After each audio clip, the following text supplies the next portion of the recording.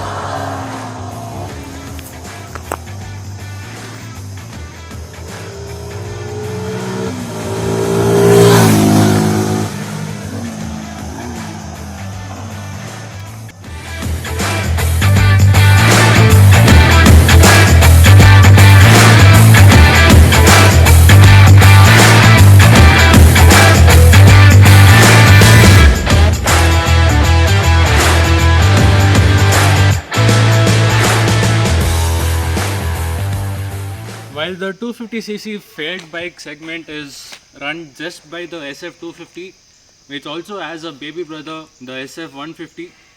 The SF250 has a oil-cooled SOHC engine which churns out 26 bhp. While this quarter-liter bike of Suzuki handles very well on road and on track, well, sadly most of these bikes won't go on a track. And as for the riding position, it's very user friendly, as you can see over here right now. It's not very aggressive like the RC200 or the R15. You are sitting upright, but it's pretty good.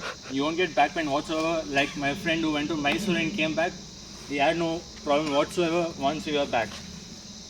Of course, the previous versions had problems with the bikes. This particular bike is from 2022, which means the vibration problem is solved and there is no vibration whatsoever in the bike. The model gets a display from the V-Strom, which is an update, but I wish that Suzuki does a better update on their 250cc bikes, because these bikes are good but they deserve a pretty good update.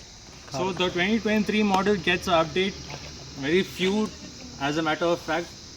Right now I would like to call my friend from PU, my dear friend Ashish Krishna, the owner of this bike. So we are going to talk about the ownership of this bike. How has the bike been so far in overall?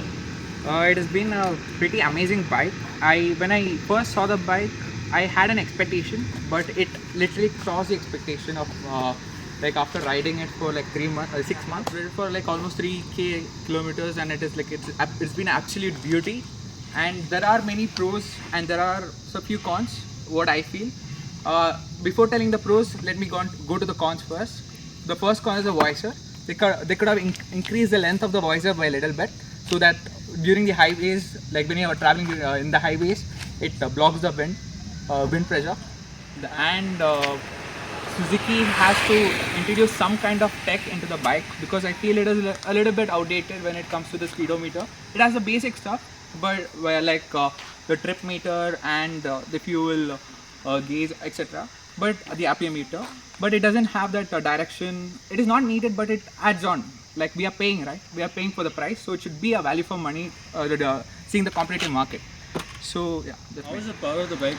Power of the bike is magnificent. Well, when you compare it with, it is not about the, like, for me it is about the smoothness and the refinement. When it comes to Suzuki, I get both, the power and the refinement. I have test rode Duke 250, but when I test rode the SF250, I got a different vibe. When it is a power and refinement, a combination of both. So if that is the case, okay, well and good. Because you have many pillions sat behind you, so how was their experience overall? They had a very mixed experience. Like my mom herself has told, like, it is a bit high for her, and it's a sports tourer, we can't expect a pillion to be comfortable, and it comes with that. So like it is. Other than the like, we have so many other fat bikes in the market. I think SF250 is the most comfortable one among all. And last but not the least, service for Suzuki. How have they been treating you, customer service and stuff?